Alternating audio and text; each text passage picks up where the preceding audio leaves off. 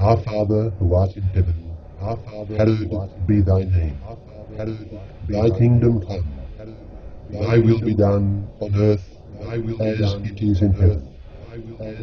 Give us this day our daily bread, and forgive us our trespasses, as we forgive those who trespass against us. And lead us not into temptation, but deliver us from evil.